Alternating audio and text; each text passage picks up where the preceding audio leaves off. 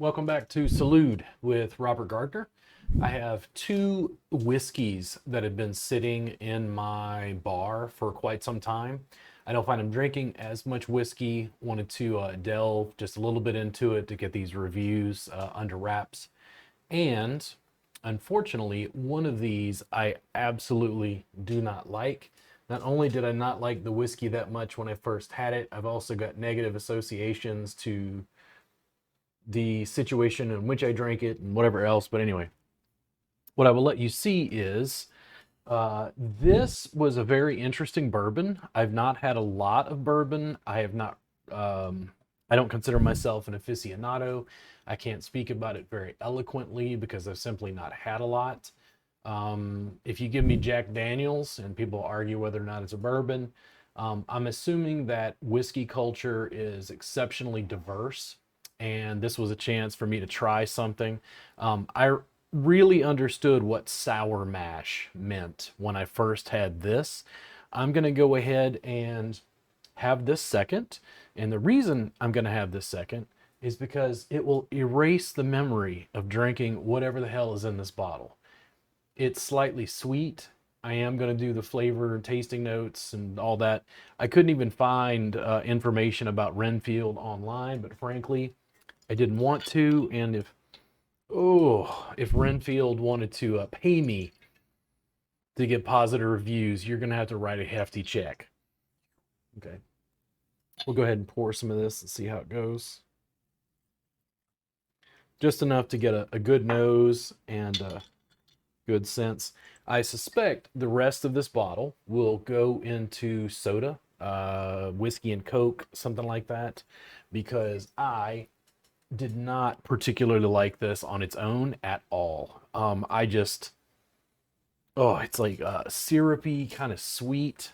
Like, this is not where I want to go. Oak, spicy, syrupy. That's the sweetness. I'm getting notes of vanilla, maybe almonds.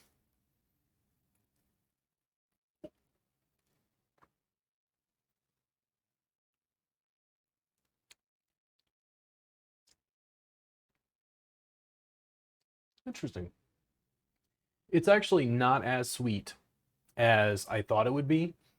Um, I don't think in any way that I will be buying this again, but it's actually not so bad. I have an actual fondness for Canadian whiskey. I had a friend years ago who always had a bottle around, and it was always nice to visit him because he would say, just help yourself.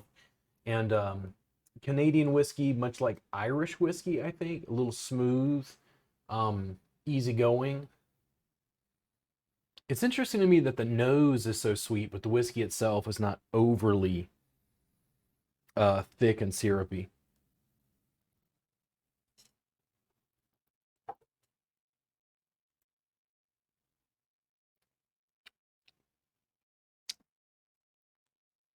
It's okay. I can get through it. I think this is something that I would probably use a beer to chase.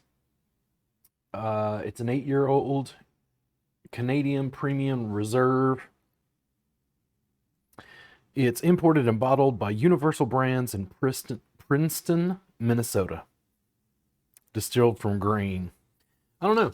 I just did not care for this. I'll be doing a review of Bushmills at some point, which I really like Bushmills. I'd like to try some other Irish whiskeys.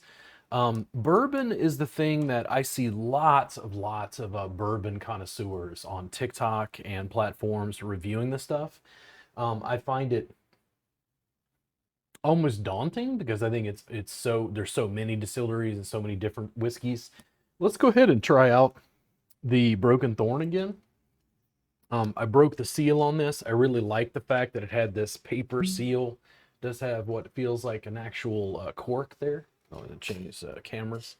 Got an actual cork there, but and I immediately get a nose of that sour mash.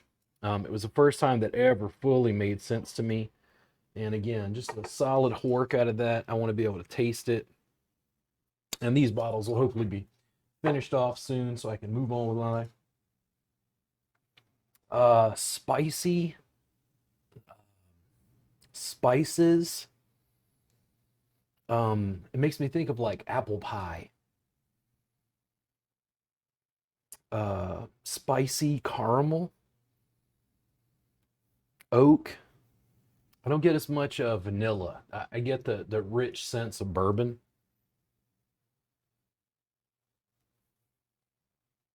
What is that else I'm picking up in there from the broken thorn? Definite spiciness. It's alive. It's pushing back. I'm not getting that it's overly smooth. It's not overly refined. This doesn't feel to me like a gentlemanly whiskey. This sounds like we're going to get into trouble.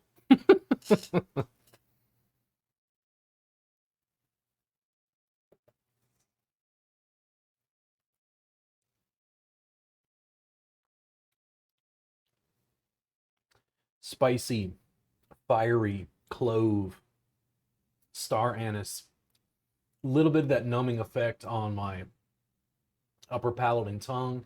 Kind of reminds me of the Sichuan peppercorn. I talk about that regularly. But it's got a sourness to it. Malic acid reminds me of Jack Daniels just a little bit. But again, I haven't had a ton of different bourbons, and people will argue about whether Jack Daniels is a bourbon. There's a little note of maybe apple on the nose.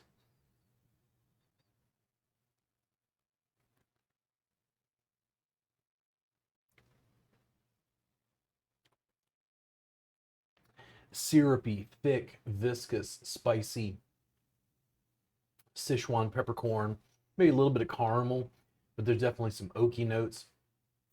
It's just spicy. It's got a little fieriness to it. If you're looking for something and you're thinking about that note of like what I said with sour mash, again, I don't feel like a real connoisseur, but I feel like you could check this out and understand what they mean by. I did find mukewateroutfitters.com, which is, I think, the company that makes the Broken Thorn here. And let me flip through and see if there's any additional information on here. It's by the Winship Company.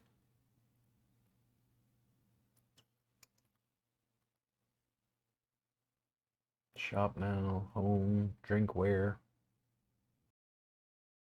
I can't find any additional information. I'm actually confused as to what Mukewater Outfitters is specifically.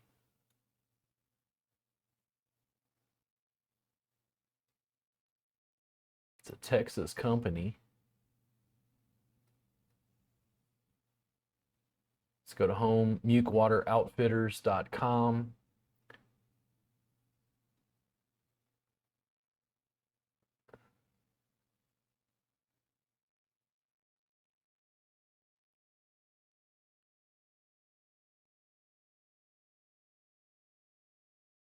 Interesting. I don't know. Well, the bourbon itself, absolutely fine.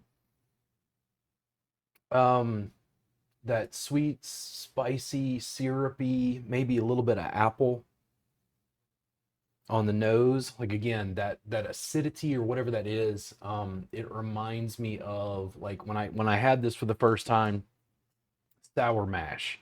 It made the notion of sour mash like stick in my head.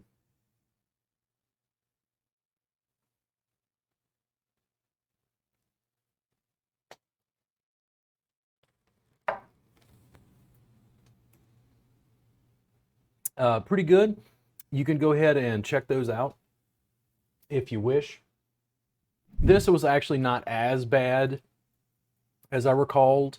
This is actually slightly sweeter, but I think the spiciness balances it out. So I hope you guys get more whiskey reviews with me. We'll see what happens.